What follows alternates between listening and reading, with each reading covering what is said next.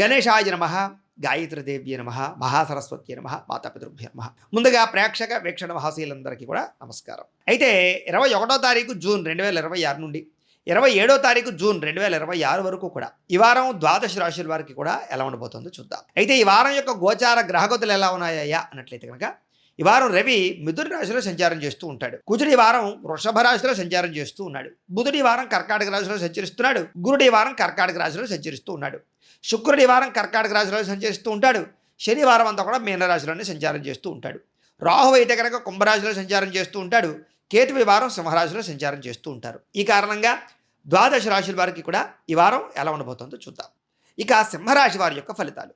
అయితే ఈ వారం మీ గోచార గ్రహగతులు కనుక పరిశీలన చేసినట్లయితే విశేషమైనటువంటి అనుకూలతలు బాగా కనపడుతూ ఉన్నాయి. ముఖ్యంగా ఉద్యోగస్తులకి ఉద్యోగ కార్యాలయాల అభివృద్ధితో పాటుగా ఉద్యోగాలు చేసే చోట మీదే పై చేయిగా ఉంటుంది. మీరు చెప్పింది మీ కింద వాళ్ళు వింటారు. అలాగే అధికారులు కూడా మిమ్మల్ని మీరు బాగా వాళ్ళని ఆకట్టుకోగలుగుతారు. అలాగే ఆఫీసుల్లో మీరు చేయాలనుకున్న పని సమర్థవంతంగా చేయగలుగుతారు. అలాగే కొత్తగా ఎవరైనా వాహనాలు కొనుగోలు చేయాలనుకున్నా, వాహనాలకు సంబంధించిన వ్యాపారాలు చేయాలనుకున్నా, లేదా ట్రాన్స్పోర్ట్ రంగానికి సంబంధించిన వ్యాపారాలు ప్రారంభించాలనుకున్నా ఈ వారం బాగా కలిసి వస్తుంది. పనులన్నీ సజావుగా సాగుతాయి. వ్యాపారాలు డబ్బులు పెట్టేటటువంటి వారికి, వ్యాపారాల ద్వారా డబ్బులు సంపాదించాలనుకునేటటువంటి వారికి వ్యాపారాలు డబ్బులు బ్రహ్మాండంగా సమకూరుతాయి. అలాగే రుణాల కోసం ప్రయత్నం చేసిన, బ్యాంకు రుణాల ద్వారా వ్యాపారాలు చేద్దామనుకున్నా కూడా ఈ వారం అలాంటి రుణాలు మంజూరయ్యే అవకాశాలు కనపడుతున్నాయి.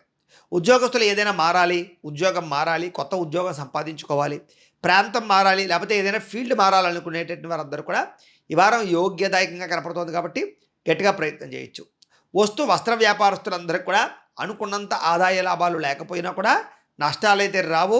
ఎవరైతే తెలివితేటలతోటి కస్టమర్స్ని ఆకట్టుకునేలాగా లేదా ప్రపంచ పరిస్థితులను అర్థం చేసుకుని వ్యాపారాలు చేస్తారో అలాంటి వాళ్ళందరికీ చక్కని యోగకాలంగా ఈ వారం ఉండబోతోంది. ఉద్యోగస్తులకి మెరుగైన పనితీరు, మెరుగైన పరిస్థితులు, అభివృద్ధి, ఇంక్రిమెంట్లు, ప్రమోషన్లు బాగా కనపడుతున్నాయి.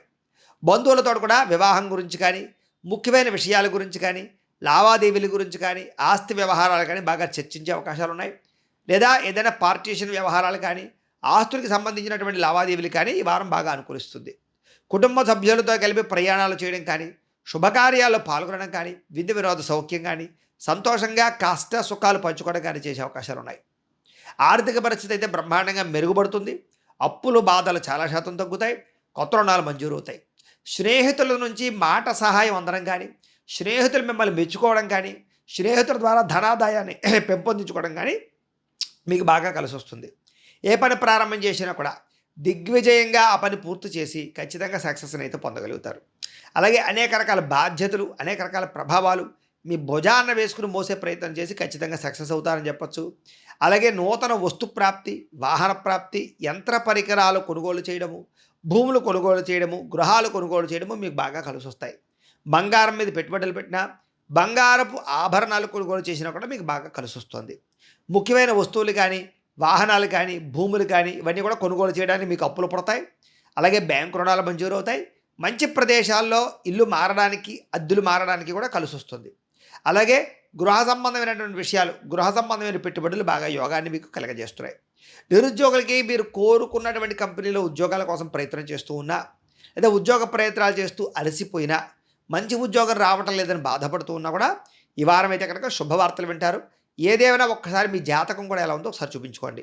ఇక ఎప్పటి నుంచో తీరనటువంటి కోరికలు కానీ, రుణాలు కానీ తీర్చడం కోసం ప్రయత్నం చేసే వాళ్ళందరికీ రుణాలు తీరతాయి.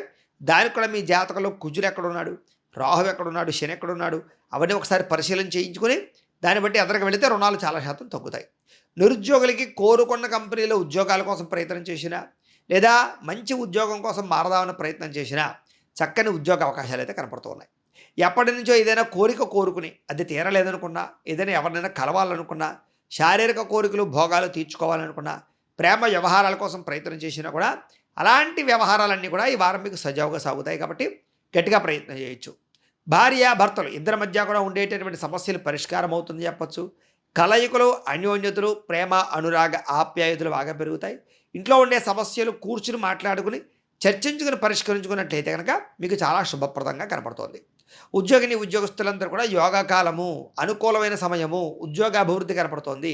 ప్రమోషన్ ప్రయత్నాలు చేయొచ్చు. ఉద్యోగపరంగా సమస్యలు చాలా శాతం పరిష్కారం అవుతాయి.